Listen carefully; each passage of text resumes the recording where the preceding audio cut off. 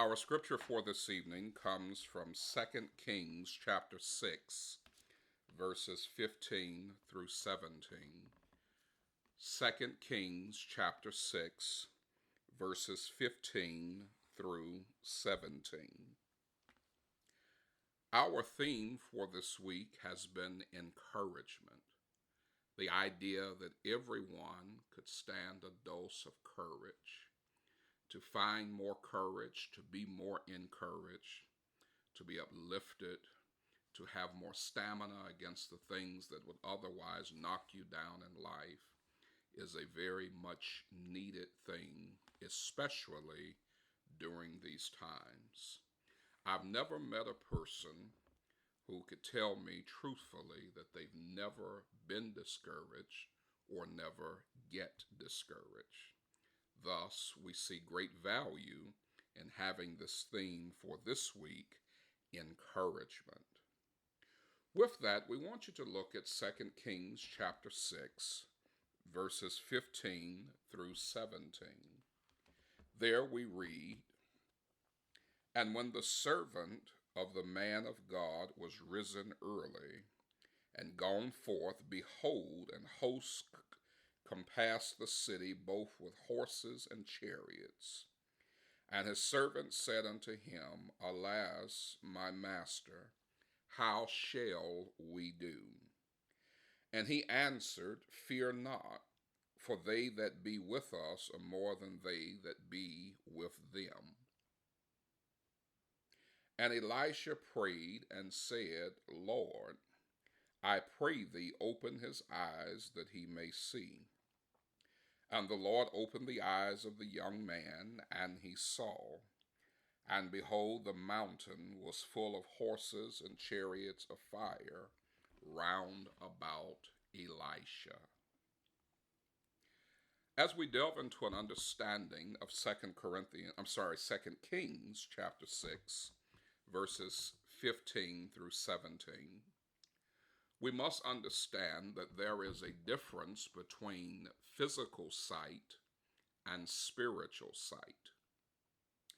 When we encounter a discouraging experience, a problem, some peril, some pain, or some person that discourages us, we do one of three things in our human response.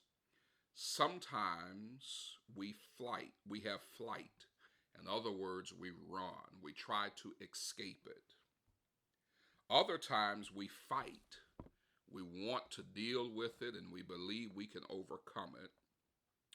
And then third, sometimes we just freeze. So we have flight, fight, or freeze. Flight, again, is running. Fighting is trying to address it. Freezing is just being like a deer caught in the headlights. The reason we have flight, fight, or freeze is because we are looking through the lenses of human ability. If we believe that we cannot handle it, flight might seem like the most obvious answer. Try to run, try to escape. If we believe that we have the resources to address it, we may stay and try to fight. Many times we are caught off guard because we say things like, this is not supposed to happen to me, or why me? Thus we freeze. Again, those responses come as a result of looking through human lenses. When we look through the lenses of faith, we find ourselves able to do what we ordinarily could not do, because what needs to be done will not be dependent upon our ability. It is dependent upon God's ability. This is the case that we see in 2 Kings chapter 6. The Syrian army is looking to take Elisha. The Syrian army thinks that they have the upper hand. And Elisha has with him a servant. Now, understand when Elisha prays and asks God to open the eyes of the servant was not physically blind. The servant was not physically blind. As a matter of fact, he could see the horses and chariots of the Syrian army, and because of what he saw, he wondered about their ability to conquer or to get through this particular problem. Elisha responds by saying in verse 16, 2 Kings 6, verse 16, when Elisha says, "Fear not," Elisha is not responding with flight, fight, or freeze. He's responding with faith. And when he asks God to open the eyes of his servant, he's not asking his servant to have physical sight. He's asking for his servant to have spiritual insight, to see the power of what God can do. Beloved, when we encounter a problem, a peril, when we experience pain, or when we have people who cause us otherwise experiences of discouragement, we have to redefine those experiences not as problems, but as faith opportunities. If you look at it as a problem, you're looking at it through the lenses of what you can or cannot do. When you look at it as a faith opportunity, you look at it as what can God do. I want to challenge you to think about 4 potential benefits of having a problem, dealing with apparel, experiencing pain, or having the headache of people who may get under your skin. Always look at this as a faith opportunity. Number 1, can God get the glory?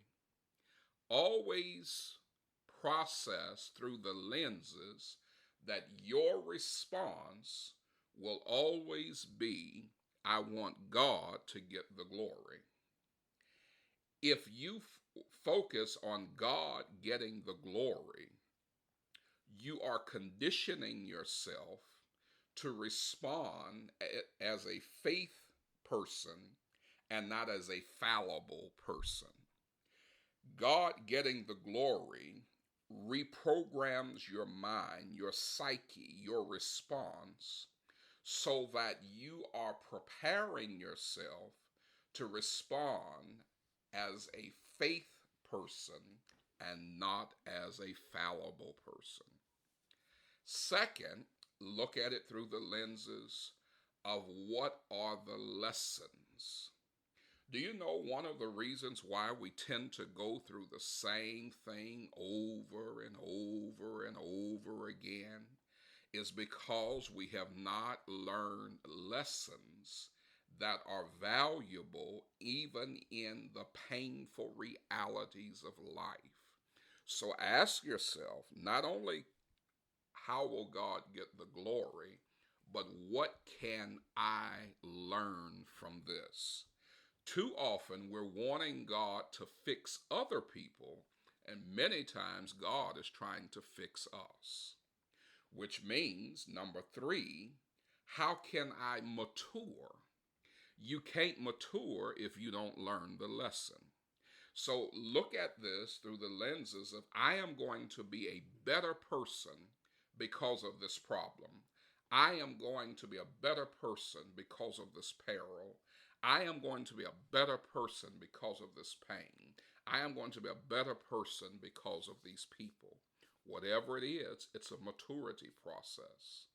And last, not only are we looking at how God gets the glory, what are the lessons, how can I mature? Always think in terms of ministering to someone else. When I come through this, I get to minister to others.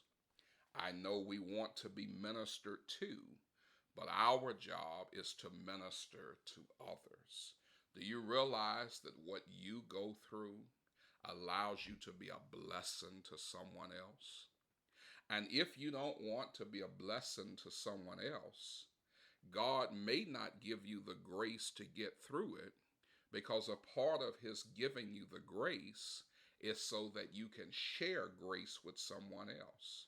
If you determine to be stingy and keep your lessons to yourself, your experiences, all of those things to yourself, what value does God get out of giving you the grace? Beloved, as we look at this servant, he had physical sight, but he didn't have spiritual insight.